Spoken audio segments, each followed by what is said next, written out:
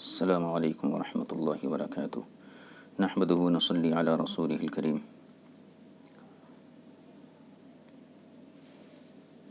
آج ہم باب نمبر 40 کو پڑھیں گے۔ باب من انکر ذلک علی فاطمہ بنت قیس۔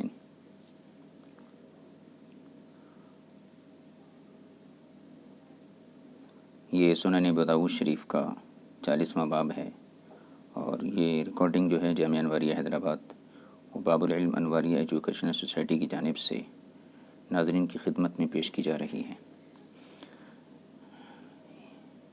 باب من انکر ذلک علی فاطمہ بنت قیس، یعنی جن حضرات نے سیدہ فاطمہ بنت قیس کی روایت کا انکار کیا ہے، اس باب میں جو ہے ان کے اقوال کو ذکر کیا جائے گا۔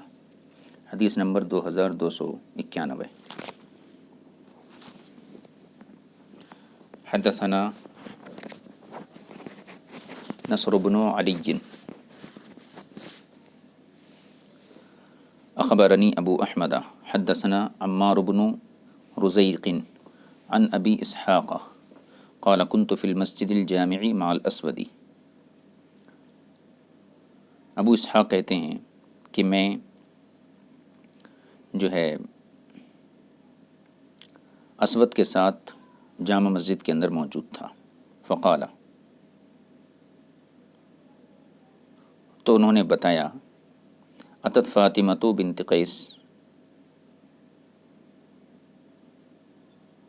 عمر بن الخطاب رضی اللہ تعالی عنہ، کہ فاطمہ بنت قیس جو ہیں یہ عمر بن خطاب کے پاس آئیں۔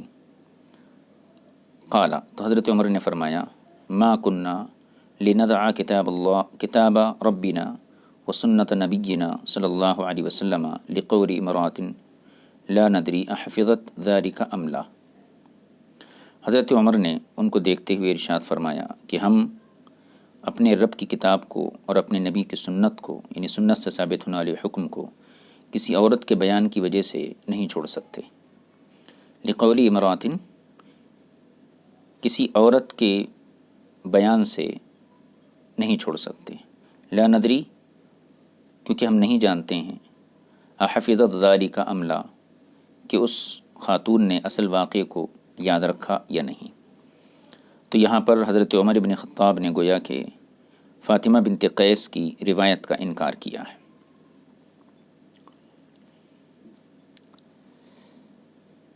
اس کے بعد دوسری حدیث کو دیکھ لیجئے۔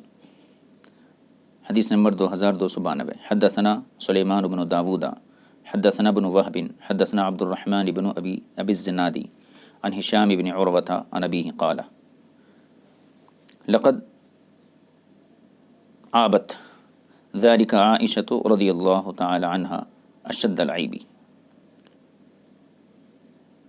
یعنی ہشام بن عروہ اپنے والد سے روایت کرتے ہیں کہ والد سے نقل کرتے ہیں کہ حضرت سیدہ عائشہ صدیقہ نے جو ہے لقد عابت ذالک، اس پر سختی سے اعتراض کیا،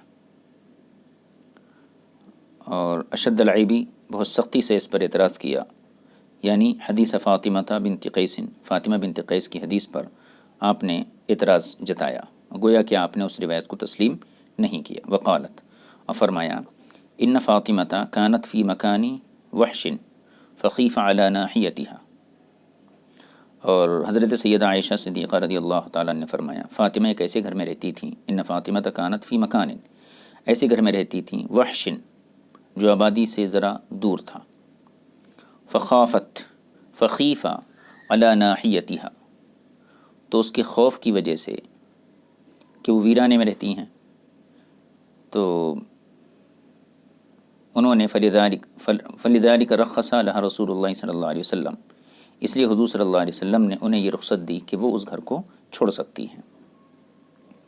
تو حضرت عائشہ صدیقہ رضی اللہ تعالی عنہ نے یہاں ایک چیز کی وضاحت کر دی کہ فاطمہ بنت قیس کے لیے حضور نے جو انتقال مکانی کی اجازت دی تو ایک خاص مقصد کے لیے دی، کہ چونکہ ان کا مکان جو تھا آبادی سے ذرا دور تھا اور وہاں تنہائی کا احساس تھا، اور اس خوف کی وجہ سے حضور صلی اللہ علیہ وسلم نے گویا کہ ان کو رخصت عطا فرمائی۔ اب اس کے بعد تیسری حدیث پڑھ لیجیے اسی باب کی۔ حدیث نمبر 2293۔ حدثنا محمد بن كثير اخبرنا سفيان عن عبد الرحمن بن القاسم عن ابيه عن عروة بن الزبير عن عروة بن الزبير انه قيل لعائشة، حضرت عروہ بن زبیر بیان کرتے ہیں کہ قیل لعائشة، حضرت عائشہ سے کہا گیا، الم ترى الى قول فاطمہ، کیا آپ نے سیدہ فاطمہ بنت قیس کے بیان کو ملاحظہ نہیں فرمایا؟ قالت، تو حضرت عائشہ صدیقہ رضی اللہ تعالیٰ عنہ نے فرمایا، اما انہ لا خیر لها فی ذلک، اسی سلسلے میں حضرت عائشہ نے فرمایا کہ اس کے لیے کوئی بھلائی نہیں ہے، لا خیر لها فی ذلک، اس کے لیے اس میں کوئی بھلائی نہیں ہے۔ گویا کہ یہ بھی ایک عروہ بن زبیر نقل کرتے ہیں حضرت عائشہ کی ہی قول کو کہ حضرت عائشہ نے فاطمہ بنت قیس کی حدیث کو قبول نہیں کیا۔ اس کے بعد کی حدیث ہے حدیث نمبر 2294۔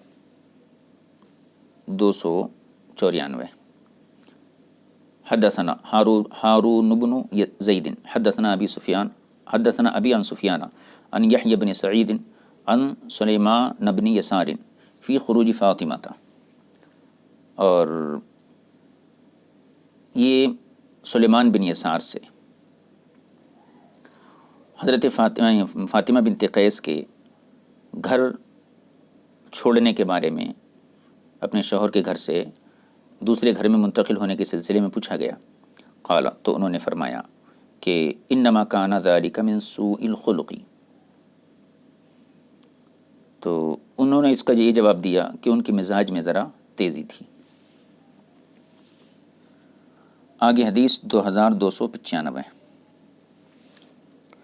حدثنا القعنبی عن مالک عن یحیی بن سعید عن القاسم بن محمد وسلیمان بن یسار انہ سمعہما یذکرانی، سلیمان بن یسار نے دونوں سے سنا کہ ان یحیی بن سعید بن العاص طلق بنت عبد الرحمن بن الحکم البتہ، کہ یحییٰ بن سعید بن عاص نے عبد الرحمن بن حکم کی بیٹی کو طلاق بتہ دے دی۔ تو فن تقلها عبد الرحمن، تو عبد الرحمن نے اس صاحبزادی کو یعنی اس بچی کو جو ہے منتقل کر دیا، مطلب ان کے شوہر کے گھر سے منتقل کروا دیا، دوسرے گھر میں منتقل کرا دیا۔ فارسلت عائشہ رضی اللہ تعالی عنہ الی مروان بن الحکم وہو امیر المدینہ، اور سیدہ عائشہ صدیقہ رضی اللہ تعالی عنہ نے مروان بن حکم جو اس وقت جو ہے مدینہ کا گورنر تھا اس کو یہ پیغام بھیجا۔ فقالت لہ، اور اس سے یہ کہا، اتق اللہ، اللہ سے ڈرو، وردد المرأۃ الی بیتہا، اور عورت کو اس کے گھر واپس بھیج دو۔ یہ حضرت عائشہ صدیقہ رضی اللہ تعالی عنہ نے پیغام بھیجا مروان امیر مدینہ کی طرف۔ فقال مروان فی حدیث سلیمان، تو سلیمان کی جو روایت ہے اس میں مروان کے الفاظ یہ ہیں، مروان نے کہا کہ عبد الرحمن مجھ پر غالب آ گئے، یعنی عبد الرحمن جو فاطمہ بنت قیس کے والد ہیں۔ تو سلیمان کی روایت میں یہ ہے ان عبد الرحمن غلبنی، کہ عبد الرحمن مجھ پر غالب آ گئے۔ وقال مروان فی حدیث القاسم، اور قاسم کی جو روایت ہے اس میں مروان کی یہ الفاظ ہیں، او ما بلغکی شأن فاطمہ بنت قیس، ان مروان نے یہ کہا کہ آپ کو سیدہ فاطمہ بنت قیس کی واقعے کی اطلاع نہیں ملی۔ تو اس پر یعنی ما بلغکی شأن فاطمہ بنت قیس، فاطمہ بنت قیس کی واقعے کی پوری اطلاع آپ کے پاس نہیں ہے۔ فقالت عائشہ، تو حضرت عائشہ صدیقہ رضی اللہ تعالی عنہ نے فرمایا کہ فقالت عائشہ لا یضرک اللہ تذکر حدیث فاطمہ، حضرت عائشہ نے یہ کہلا بھیجا کہ اگر تم فاطمہ بنت قیس کا واقعہ ذکر نہ کرتے تب بھی تمہیں کوئی نقصان نہیں ہوتا تھا۔ فقال مروان، تو مروان نے کہا، ان کان بک الشر فحسبک، ان کان بک الشر فحسبک ما کان بین ہذین من الشر، یعنی مروان نے کہا کہ اگر جو ہے ان دونوں کے درمیان جو شر ہے وہ آپ کے لیے کافی ہے۔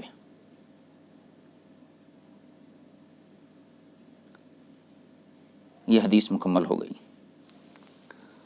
اب اس کے بعد اور ایک حدیث ہے، اس حدیث کو پڑھنے کے بعد جو ہے باب یہ مکمل ہو جائیں گا۔ 2296 حدثنا احمد بن عبد اللہ بن یونس حدثنا زہیر حدثنا جعفر بن برقانہ حدثنا میمون بن مہران قال قدمت المدینہ تھا۔ یہ میمون بن مہران یہ کہتے ہیں کہ میں مدینہ منورہ آیا، فدفعت الى سعید بن المسیب، تو مجھے سعید بن مسیب کے پاس حاضر کیا گیا، ان کے پاس پیش کیا گیا۔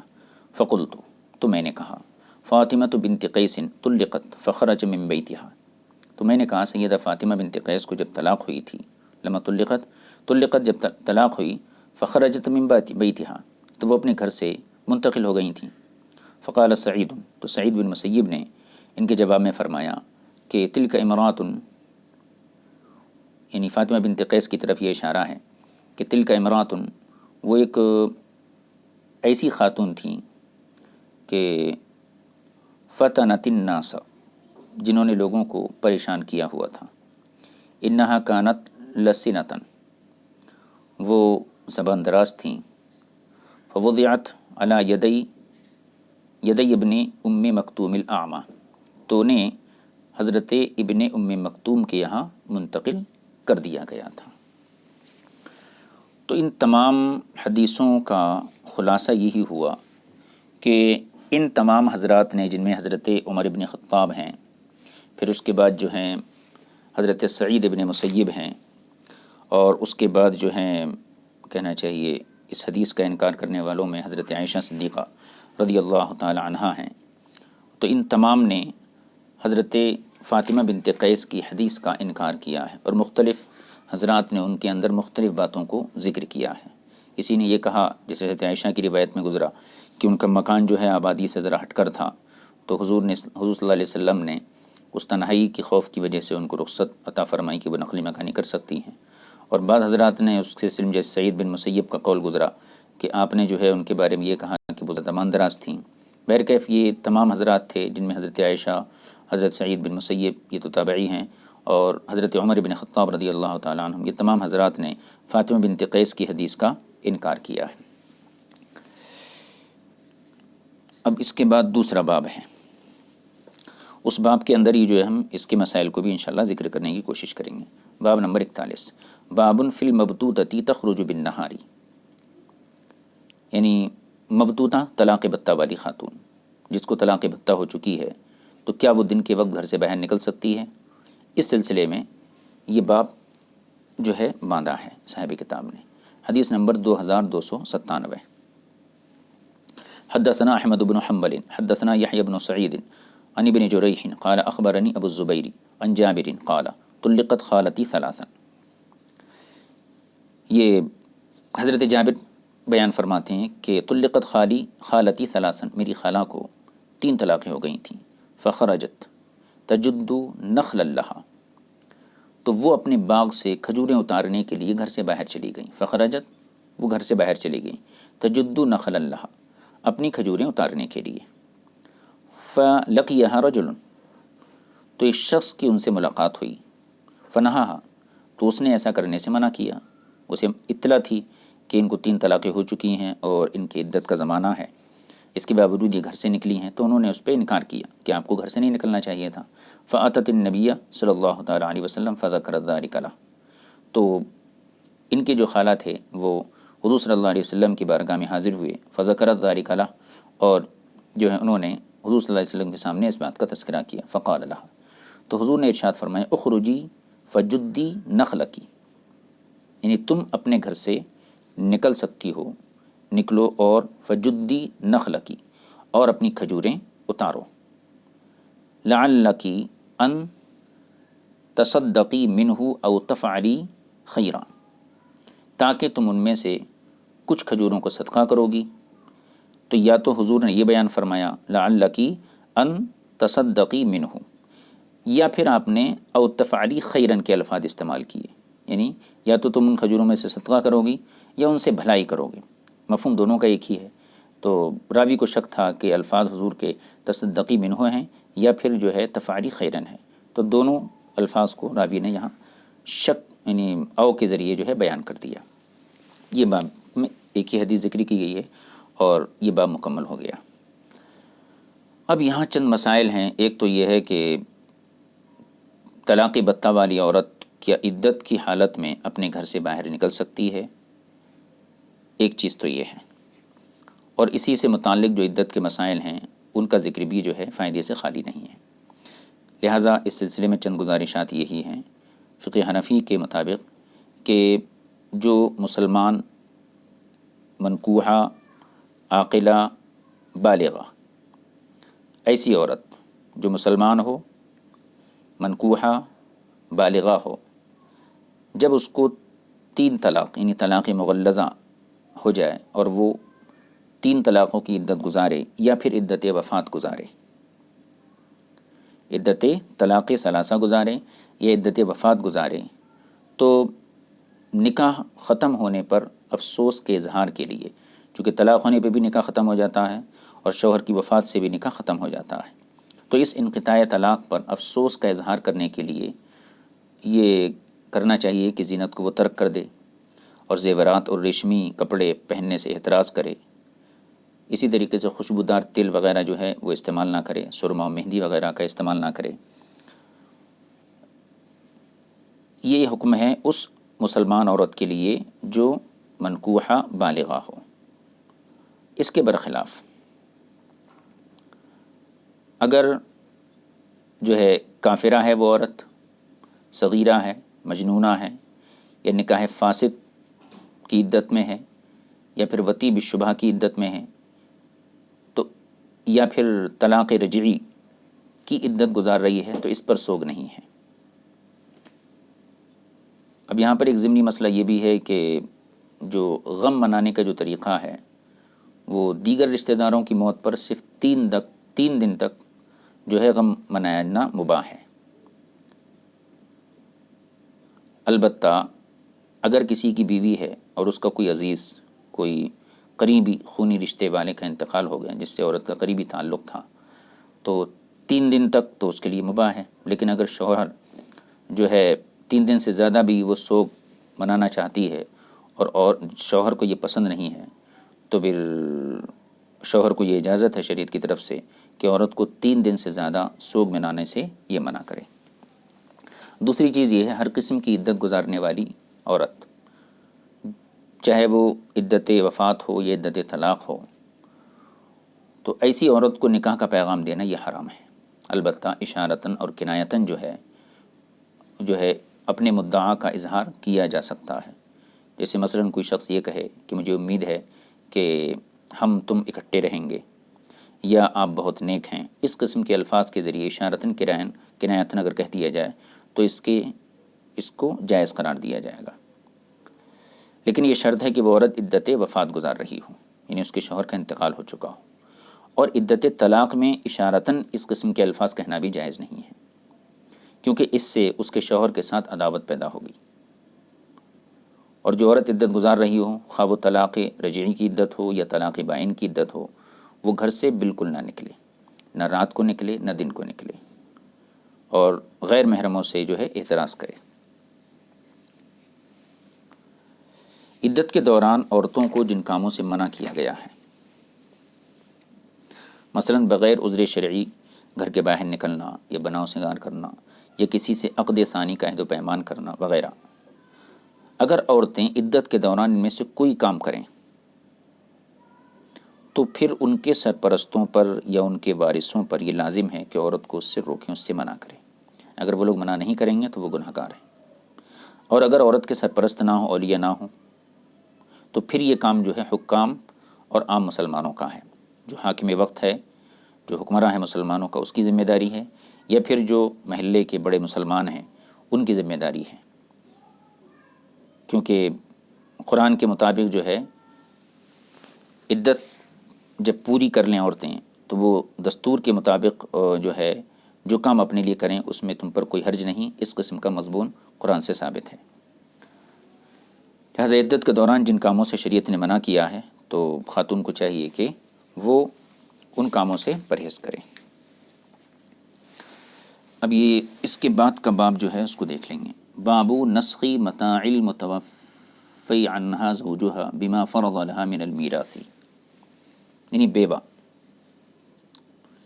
بیوہ عورت کو 1 سال تک خرچ فراہم کرنے کا جو حکم تھا اس کا منسوخ ہونا، کس سے؟ وراثت کے ذریعے سے۔ یعنی ابتدا میں بیوہ کے لیے 1 سال کا خرچ دیا جاتا تھا، متاعًا الی الحول۔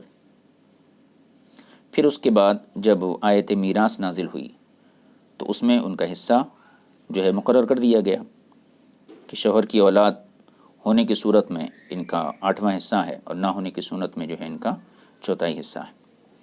تو آیت میراث کے ذریعے 1 سال تک خرچ فراہم کرنے کا جو حکم تھا اس کے منسوخ ہونے کا بیان اس باب میں اسی قسم کی حدیث کو بیان کیا جائے گا۔ حدثنا احمد بن محمد بن المروزی حدثنا علی بن الحسین الواقدی عن ابیہ عن یزید بن النحوی عن عکرمۃ عن ابن عباس والذین یتوفون منکم ویذرون ازواجا وصیۃ لازواجہم متاعا الی الحول غیر اخراج۔ یہ حدیث جو ہے اکرمہ وہ حضرت ابن عباس رضی اللہ تعالی عنہ سے بیان فرماتے ہیں کیا کہ والذین یتوفون منکم ویذرون ازواجا، کہ تم میں سے جو لوگ فوت ہو جائیں، ویذرون ازواجا اور بیویاں چھوڑ جائیں، وصیۃ لازواجہم متاعا الی الحول غیر اخراج، غیر اخراج کا پہلے ترجمہ کر لیجیے تو انہیں گھر سے نکالے بغیر، متاعا الی الحول 1 سال کا خرچ دیا جائے۔ تو اس آیت کریمہ کا تقاضا یہ ہے کہ بیوہ کو 1 سال تک خرچ دیا جائے گا۔ تو یہ آیت کا حکم یہ منسوخ ہو چکا ہے، کس سے؟ فَنُسِخَ ذَلِكَ بِآیَةِ الْمِیرَاثِ، اس آیت کے حکم کو منسوخ کر دیا گیا ہے بما فرض لہن من الربع والثمن، اس آیت سے جس میں ان کے لیے 4تھائی یا 8واں حصہ مقرر کر دیا گیا ہے اس آیت کے ذریعے۔ وَنُسِخَ اجل الحول، اور 1 سال کی جو مدت عدت کے طور پر یہاں بیان کی گئی، وصیۃ لازواجہم متاعا الی الحول، یعنی 1 سال تک خرچہ دیں، تو پتہ یہ چلا کہ 1 سال تک ان کی عدت بھی ہے۔ تو 1 سال عدت کا جو حکم تھا وَنُسِخَ اجل الحول، اور 1 سال کی مدت کے حکم کو بھی منسوخ کر دیا گیا بس طور پر، کیسے؟ بِأَنْ جُعِلَ أَجَلُهَا 4 أشهر و10، کہ ان کی عدت جو ہے 4 مہینے 10 دن کر دی گئی۔ خلاصہ یہ کہ والذین یتوفون منکم میں 2 حکم تھے، ایک حکم تو یہ تھا کہ بیوہ کی عدت 1 سال ہے، دوسرا حکم یہ تھا کہ بیوہ کو 1 سال تک خرچ دینا ہے۔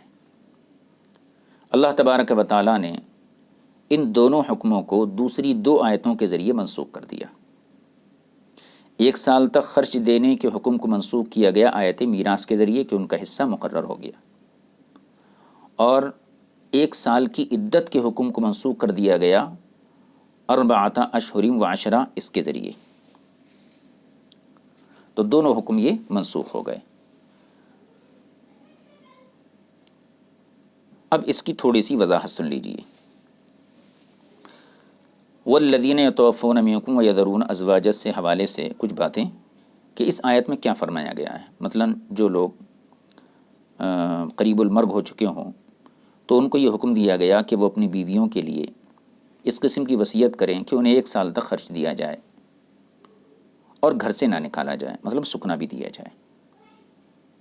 جمہور فقہا اور جمہور مفسرین کے نزدیک یہ آیت سورہ بقرہ کی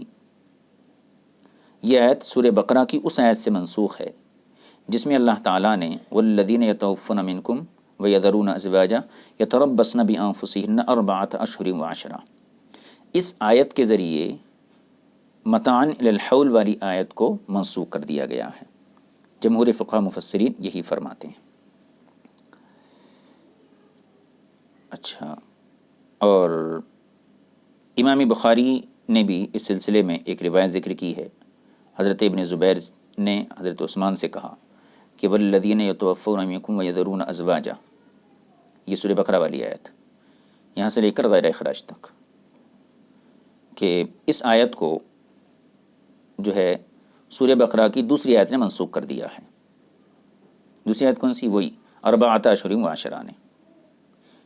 تو حضرت ابن زبیر نے حضرت عثمان سے یہ کہا کہ متاعن الی الحول والی آیت کو یتربصن بانفسہن اربعۃ اشہر و عشرہ والی آیت نے جب منسوخ کر دیا ہے، تو پھر اس آیت کو یعنی متاعن الی الحول والی آیت کو آپ نے مصحف میں کیوں لکھا جب اس کا حکم منسوخ ہو چکا ہے؟ تو حضرت عثمان نے جواباً کہا کہ بھتیجے، ہم اس آیت کو اسی طرح رہنے دیں گے کہ قرآن مجید کی کسی آیت کو اس کی جگہ سے تبدیل ہم نہیں کریں گے۔ یعنی قرآن کی آیتوں کو لکھنا یہ امر توقیفی ہے، اور رسول اللہ صلی اللہ علیہ وسلم نے جس آیت کے لیے جو جگہ بتائی ہے، مقرر کر دی تھی، اس کو وہیں لکھا گیا ہے اور وہیں لکھا جانا چاہیے۔ حضرت عثمان غنی کے اس بیان سے یہ بات پتہ چلی کہ اگرچہ کسی آیت کا حکم منسوخ بھی ہو گیا ہے، لیکن اگر حضور نے اس کو لکھنے کا حکم دیا ہے تو وہ آیت لکھی جائے گی۔ اب سوال یہ ہے کہ جب وہ آیت کا حکم منسوخ ہو گیا ہے تو پھر اس کو لکھنے کا فائدہ کیا ہے؟ تو اس کا فائدہ یہ ہے کہ نسخ کی کئی صورتیں ہوتی ہیں۔ ایک تو یہ ہے الفاظ اور معنی دونوں کا نسخ ہو، تو وہ آیتیں ذہنوں سے بھلا دی جاتی ہیں۔ اور دوسری صورت یہ ہوتی ہے، کبھی ایسا ہوتا ہے کہ حکم منسوخ ہوتا ہے لیکن تلاوت اس کی جائز ہوتی ہے، جیسے یہی آیت والذین یتوفون منکم ویذرون ازواجا وصیۃ لازواجہم، اس کا حکم منسوخ ہے لیکن اس کی تلاوت منسوخ نہیں ہے، لہٰذا تلاوت کرنے پر اتنا ہی ثواب ملے گا جس طریقے سے دوسری آیتوں کی تلاوت پر ملتا ہے۔ اور یوں ہی جو ہے آیت جہاد کے اترنے کے بعد جو ہے لکم دینکم ولی دین جیسی آیتوں کو منسوخ کر دیا گیا، لیکن ان کو ہی باقی رکھا گیا ہے کیونکہ ان کا حکم منسوخ ہے، صرف ان کی تلاوت منسوخ نہیں ہے۔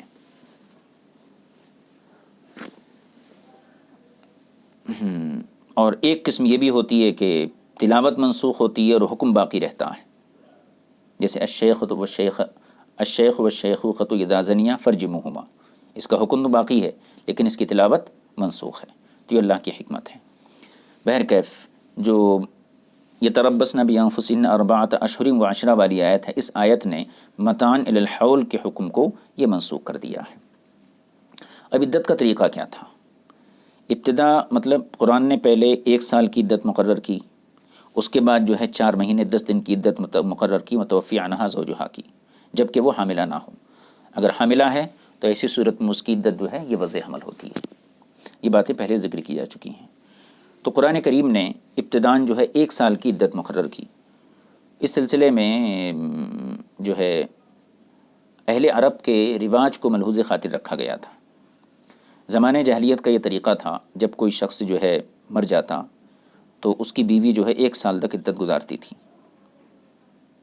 اور 1 سال تک اس شخص کی وراثت سے، اس کے مال سے بیوی پر خرچ کیا جاتا تھا۔ جب 1 سال پورا ہو جاتا تو یہ عورت اپنے شوہر کے گھر سے باہر نکلتی اور اس کے پاس ایک مینگنی ہوتی تھی۔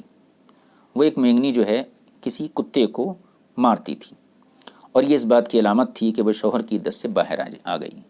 اور مینگنی مارنے کا مقصود یہ ہوتا تھا کہ وہ یہ کہنا چاہتی تھی کہ میرے نزدیک شوہر کی موت کے بعد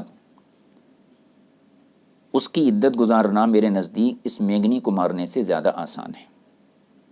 جب اسلام آیا تو اسلام نے اپنے زمانہ برکت میں ان کے پہلے دستور کو تو قائم رکھا 1 سال تک، لیکن مینگنی وغیرہ مارنا کرنا ان تمام چیزوں کو جو غیر ضروری تھی ان کو ختم کر دیا، اور ایک مدت تک یہ دستور قائم رہا کہ 1 سال تک متاعن الی الحول پہ عمل ہوتا رہا، اور بیوہ کی عدت 1 سال ہی برقرار رہی۔ پھر اس کے بعد سورہ بقرہ کی دوسری آیت اتری، یتربصن بانفسہن اربعۃ اشہر و عشرہ، 4 مہینے 10 دن والی آیت۔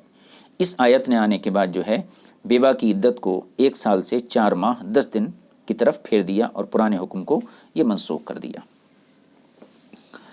اب یہاں پر جو ہے نسخ کے بارے میں ایک شبہ وارد ہو سکتا ہے کہ جب اللہ تبارک و تعالی قرآن میں فرماتا لا تبدیل لکلمات اللہ، اللہ کے فیصلوں میں کوئی تبدیلی نہیں ہوتی ہے۔ تو پھر نسخ جو ہوتا ہے، احکام کو منسوخ کیا جاتا ہے، یہ بھی تو اس ایک قسم کی تبدیلی ہی ہے۔ تو نسخ یہ قرآن کی اس آیت کے خلاف معلوم ہوتا ہے، بظاہر ایسا معلوم ہوتا، حالانکہ ایسا نہیں ہے، کیونکہ نسخ کا مطلب تبدیل حکم نہیں ہے۔ نسخ کا مطلب ہے ایک یعنی گزشتہ حکم کی مدت بیان کرنا، یعنی جو آیت کسی سابقہ حکم کو منسوخ کرتی ہے تو وہ پہلے والے حکم کو بدلتی نہیں ہے، تبدیل نہیں کرتی ہے، بلکہ گزشتہ حکم کی مدت کو وہ بیان کرتی ہے۔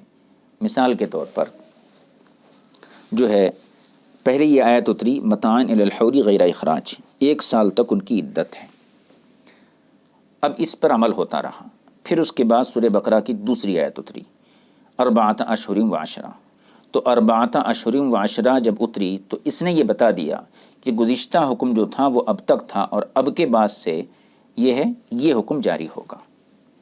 تو یہ تبدیلی احکام نہیں ہوتا ہے، بلکہ گزشتہ حکم کی مدت بیان کرنا، یہی جو ہے یہ نسخ ہے۔ اب عدت وفات کے بارے میں جو ہے متوفی عنہا زوجہا یعنی بیوہ کی جو عدت ہوتی ہے، اس سلسلے میں یہ بات واضح ہو گئی کہ جو گزشتہ جو ابتداء اسلام میں حکم تھا وہ حکم جو ہے اربعۃ اشہر و عشرہ اس آیت کریمہ کے ذریعے جو ہے اللہ تعالیٰ منسوخ فرما دیا۔ اب یہاں پر ایک چیز اور ہے کہ مطلقہ جو عورتیں ہوتی ہیں ان کا ایک مہر ہے، تو اس مہر کی ادائیگی کی کیا صورت ہوگی؟ تو ایک آیت میں کیا ہے، عورتوں کو یعنی بیوہ عورتوں کو فائدہ پہنچانے کا ذکر فرمایا گیا کہ انہیں 1 سال کا نفقہ اور رہائش مہیا کی جائے، وصیۃ علی الحول غیر اخراج۔ اور اس آیت میں جو ہے مطلقہ عورتوں کا ذکر فرمایا گیا، جو طلاق یافتہ اور مدخول بہا عورتیں ہیں، ان کا اگر مہر پہلے مقرر تھا تو طلاق کے وقت ان کو جو ہے پورا مہر دیا جائے گا، اور اگر پہلے ان کا مہر مقرر نہیں تھا تو پھر ان کو مہر مثل دیا جائے گا۔ تو اللہ تعالیٰ نے بیوہ عورتوں کے حقوق کے بعد مطلقہ عورتوں کے حقوق کا تذکرہ فرمایا۔ اس میں یہ اشارہ ہے کہ طلاق بمنزلہ موت ہے، یعنی پہلے قرآن نے بیوہ عورتوں کے حقوق بیان کیے، اس کے بعد جو ہے مطلقہ عورتوں کے حقوق بیان کیے، تو اس میں اس بات کی طرف اشارہ ہے کہ طلاق جو ہے یہ موت کی منزل میں ہے، کیونکہ جس طرح شوہر کی موت کے بعد شوہر کی علیحدگی ہو جاتی ہے کہ شوہر جدا ہو جاتا ہے، اسی طرح طلاق کے بعد بھی شوہر سے علیحدگی ہو جاتی ہے، یعنی شوہر مر گیا جب بھی شوہر سے علیحدگی ہے، اور شوہر طلاق دے دیا اپنی بیوی کو تو اس میں بھی جو ہے شوہر سے علیحدگی ہوئی۔ تو سورہ نساء میں جو ہے اس کی جو تفصیلات ہیں وہ دیکھی جا سکتی ہیں، سورہ نساء کے اندر اس کی پوری تفصیلات جو ہے یہ بیان کی گئی ہیں۔ اب یہ باب جو ہے مکمل ہو گیا۔ اب اس کے بعد جو ہے دوسرا باب ہے باب احداد المتوفی عنہا زوجہا۔ اس میں اور جو ہے ذرا طویل حدیثیں ہیں، انشاءاللہ تعالی آئندہ درس میں یہ حدیثیں جو ہیں شامل کی جائیں گی۔